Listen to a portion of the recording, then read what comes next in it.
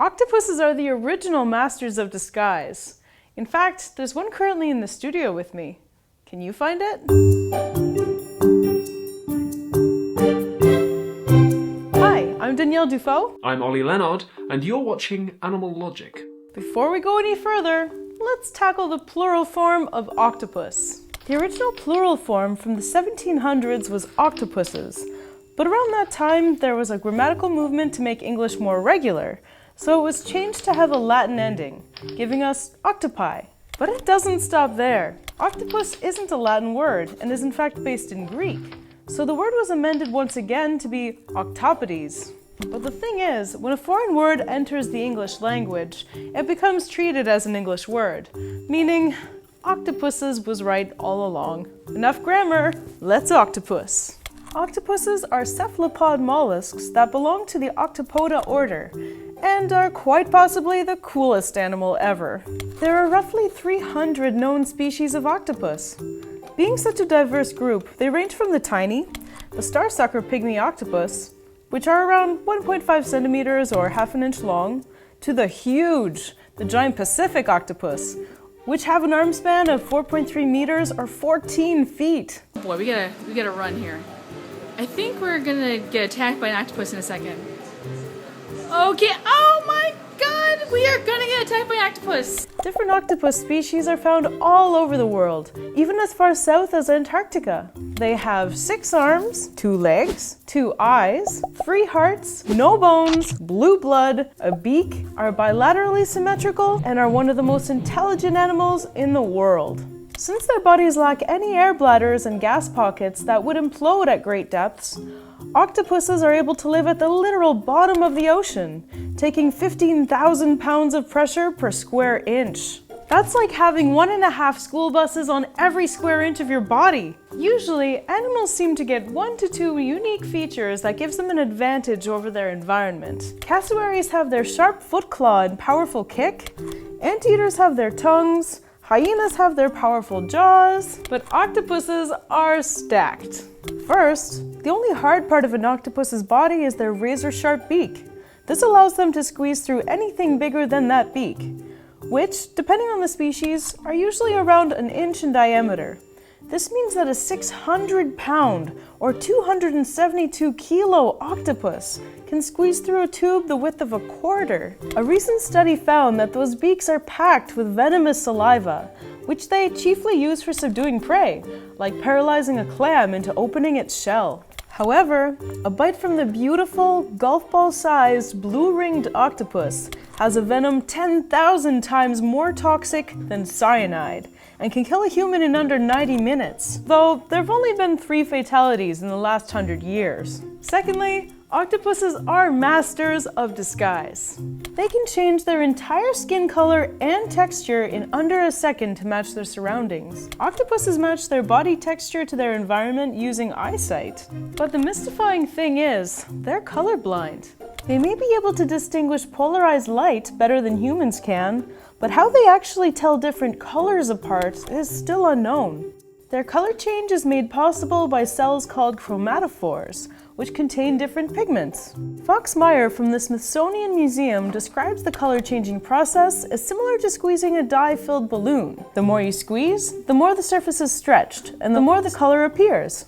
They're also able to change texture, creating bumps, spikes, grooves, and ripples as needed. It's not just color and texture.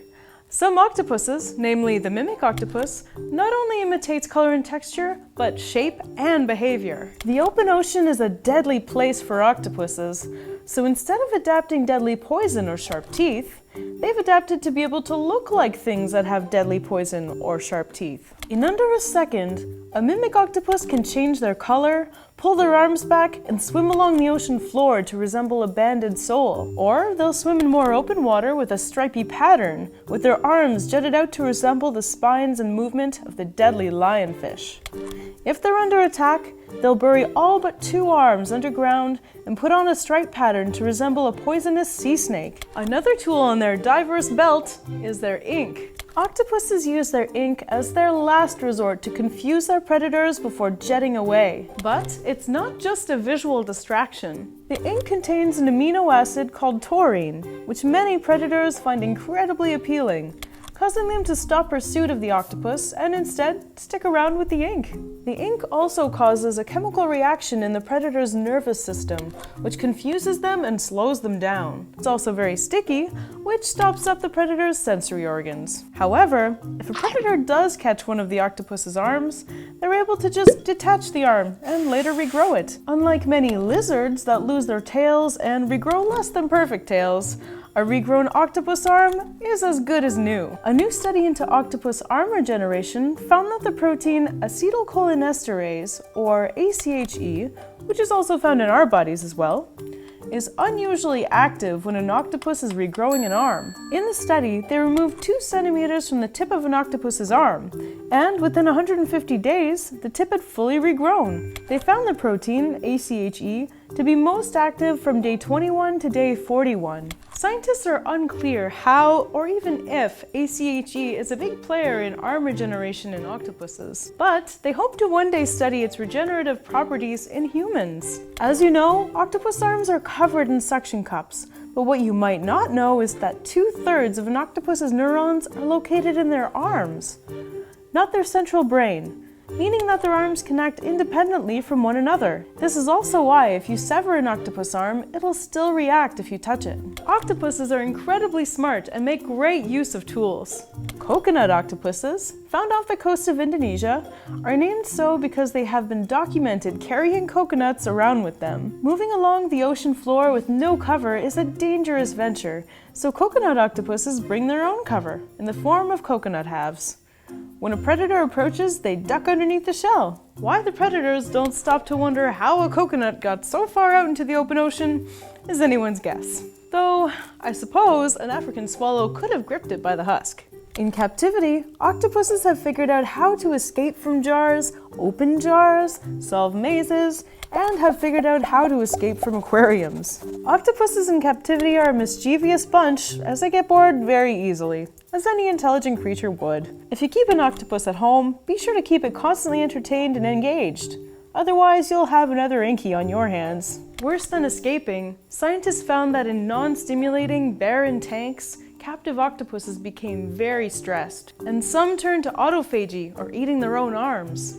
In 2009 at the Santa Monica Pier Aquarium, staff came in one morning to find the floor submerged in 200 gallons or 750 liters of seawater. What happened was overnight, a 2-spotted octopus had taken apart the water recycling tank and pointed one of its tubes out of the tank, spraying water onto the floor throughout the night.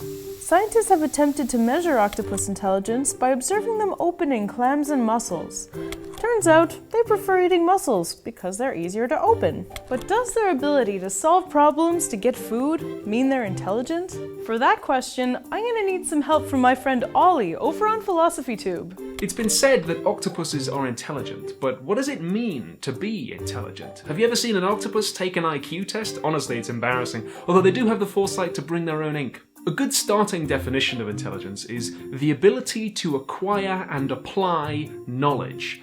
But then, what is knowledge for an octopus, or even for a human? It's common in philosophy to distinguish between 2 different kinds of knowledge that and knowledge how. It's difficult to tell whether octopuses can know that things are true, because we can't ask them.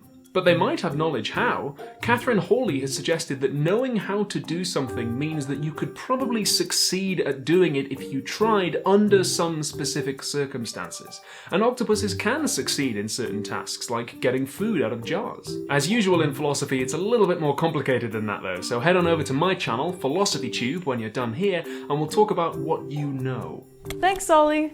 And nothing makes for a great segue quite like detachable penises. The Argonaut Octopus's penis breaks off during the mating process and stays with the female, and like its arms, it grows back. To inseminate the female, the male will either inject his spermatophores directly into the tube that the female uses to breathe, or he'll just hand them to her, which the females always accept with one of their right arms. Scientists still don't know why this happens.